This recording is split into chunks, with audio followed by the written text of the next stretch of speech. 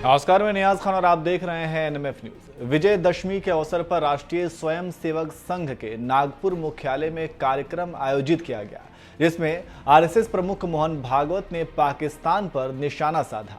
अपने संबोधन में उन्होंने कहा कि तालिबान बदल सकता है लेकिन पाकिस्तान नहीं बदल सकता। आइए पहले आपको मोहन भागवत का वो संबोधन सुनाते हैं। वायव्य सीमा के पार तालिबान खड़ा हो गया। अब तालिबान का पूर्व चरित्र क्या है हम सब जानते हैं, और उसकी जो बातें हो रही है वो दो प्रकार की हो रही है। कभी कहता है कि अच्छे रहेंगे, कभी कहता है कि नहीं हम वही है पहले से। तो इसका एक स्पष्ट संकेत है कि हमसे सावधान रहना चाहिए। और तो और उस समय उसका समर्थन करने वाले जब खड़ा हुआ था, रशिया भी था, तुर्कस्तान भी था, चीन और पाकिस्तान तो आज भी है। अब तालिबान बदला भी होगा, पाकिस्तान बदला है क्या? ऐसा तो बिल्कुल नहीं है। चीन का इरादा भारत के बारे में बदला है क्या? ऐसा तो बिल्कुल नहीं।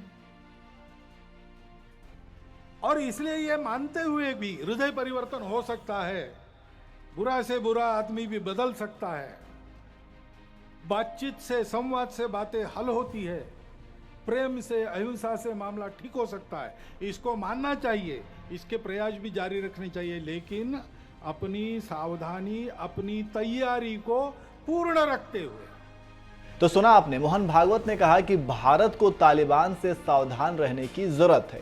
कोई कहता है कि तालिबान अब सुधर गया है, तो कोई कहता है कि अभी भी वह पुराना वाला ही तालिबान है, लेकिन हमें इसको लेकर सावधान और सतर्क रहने की जरूरत है। तालिबान भले ही बदल गया हो लेकिन पाकिस्तान नहीं बदला। इस दौरान उन्होंने चीन और पाकिस्तान पर तालिबान को समर्थन देने का आरोप भी लगाया।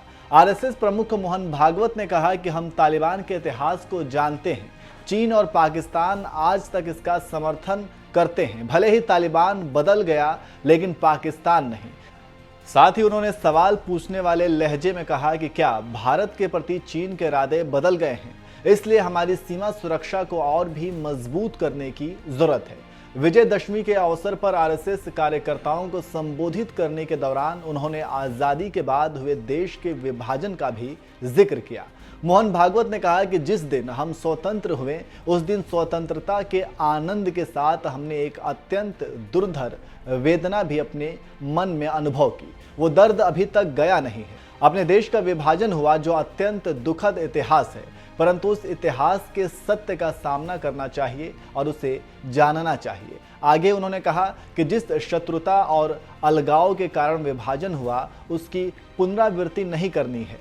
पुनरावृत्ति टालने के लिए हमारी खोई हुई अखंडता और एकात्मकता को वापस लाने के लिए उस इतिहास को सबको जानना चाहिए, खासकर नई पीढ़ी को जानना चाहिए। खोया हुआ वापस आ सके और खोए हुए बिछड़े हुए को वापस गले लगा सकें। इसके अलावा उन्होंने जनसंख्या नीति पर नए तरीके से भी विचार करने की वकालत की और कहा कि जनसंख्या का असंतुलन देश और दुनिया में एक समस्या बन रही है, इसलिए हमें 50 साल आगे तक का विचार कर नीति बनानी चाहिए और उस नीति को सभी पर समान रूप से लागू करना चाहिए। तो मोहन भागवत के इस बयान पर आपकी राय क्या है, हमें कमेंट करके जरूर बताएं और देश और दुनिया की तमाम खबरों के लिए देखते रहिए एनएमएफ न्यूज।